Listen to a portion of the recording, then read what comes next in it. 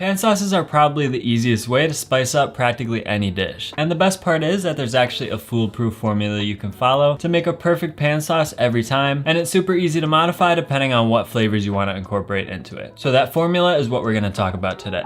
Let's get into it.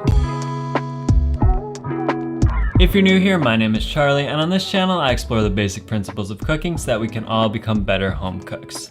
So let's talk pan sauces. And the first step is to sear a piece of meat in a pan, which will leave that flavorful brown residue, otherwise known as fond, on your pan's surface, which you can then use to incorporate flavor into your sauce. Then you'll want to add some minced shallots to your pan along with a small pinch of salt and cook them for about a minute until the shallots start to soften. At this point you can add some other aromatics if you like minced garlic or any other robust fruits or vegetables, like some diced apples for example. Next, deglaze the pan with chicken stock and some other acidic or sweet liquid like wine, juice, vermouth, cider, or anything else you want. This will free up that fond from the bottom of the pan and allow it to become fully incorporated into the sauce. Then let that liquid reduce for about 4 to 5 minutes until it's nicely thickened. At that point, all that's left to do is remove it from the heat and add some fresh herbs of your choosing, along with a splash of some type of acidic liquid like citrus juice or vinegar. Then add a couple knobs of butter and whisk them in to create a beautifully emulsified sauce. Now that's the most basic way to do it, but I also like to throw in one additional step that's recommended by Kenji Lopez Alt in his book The Food Lab, which is to add a small amount of flour to the pan once the shallots are done cooking. This flour acts as an emulsifier, so it'll ensure that the sauce stays creamy and cohesive when we whisk in the butter at the end. This just makes the sauce even more foolproof without adding a lot of extra effort. And that's all there is to it. So now that we know the formula, let's see it in action. And we'll first just start by making some quick pan-seared chicken cutlets,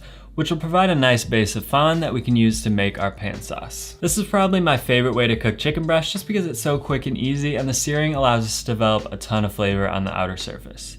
So start with some boneless, skinless chicken breasts and slice them in half height-wise because we want some nice thin pieces. Then pound out each cutlet to about 1/4 inch thick. And the most important thing here is that the entire cutlet is at a uniform thickness.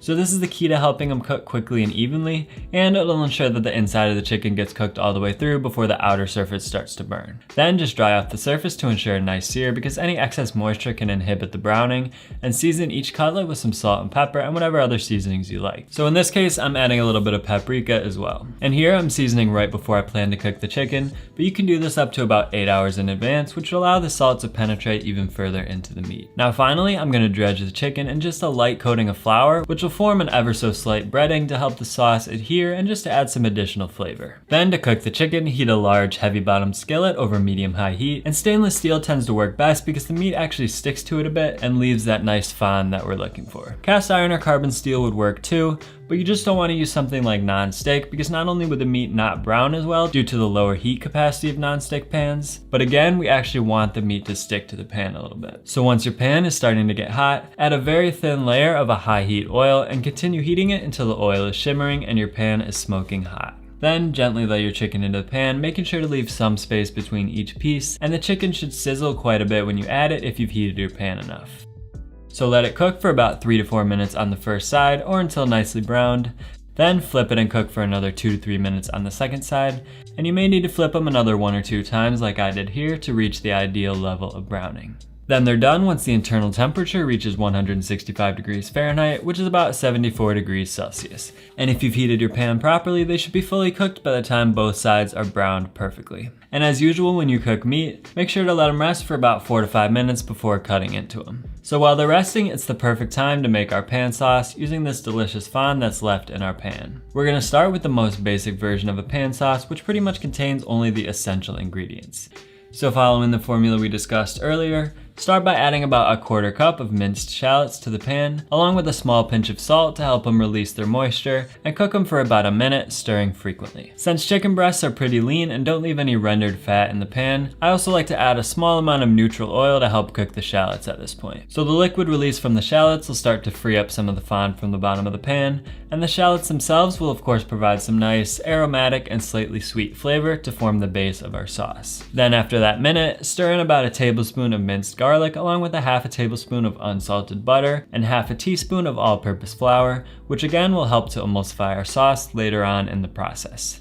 Then go ahead and deglaze your pan with half a cup of dry white wine, along with half a cup of homemade chicken stock. It's important to use homemade stock because it adds a lot more richness and body to your sauce, but if you don't have homemade stock, you can actually simulate it by using a store-bought stock in combination with a small amount of powdered gelatin. Just stir in about 1.5 teaspoons of gelatin per cup of your store-bought stock, and you'll end up with a richer consistency that comes close to that of a homemade stock. And when you're making a pan sauce using wine, you'll generally want to use equal parts wine and stock, as I did here. Now just let that sauce reduce for about 4 to 5 minutes, stirring frequently and making sure to scrape down the bottom of the pan to incorporate all the fond until the sauce is nice and thick and starts to coat the back of a spoon. At that point, turn off the heat and add a few squeezes of lemon juice and a bit of fresh thyme. Add your 2 tablespoons of butter, whisking constantly to emulsify the sauce, then season the sauce to taste with salt and pepper, and it's ready to serve. So there's your basic pan sauce, but what about one that's a bit more spiced up? Well, next we're gonna make an orange chipotle red wine sauce, which has a few additional ingredients, but you'll see that the general process remains exactly the same. So I'm using this cast iron pan that I just got done cooking a ribeye steak in, so it's already got some nice fond on the bottom. And for this sauce, we'll start in the same way. So add a 1/4 cup of minced shallots to your pan along with a pinch of salt and cook them for about a minute until slightly softened. I poured out most of the fat that was left in my pan after cooking the steak, but there's still enough residual fat in there that I don't need to add any more in order to cook the shallots. Now after about a minute, add your half tablespoon of butter and half teaspoon of flour and stir to incorporate. Then deglaze with half a cup each of red wine and chicken stock, and this time we're also going to add the juice from half of an orange to start to incorporate some of those bright citrusy flavors.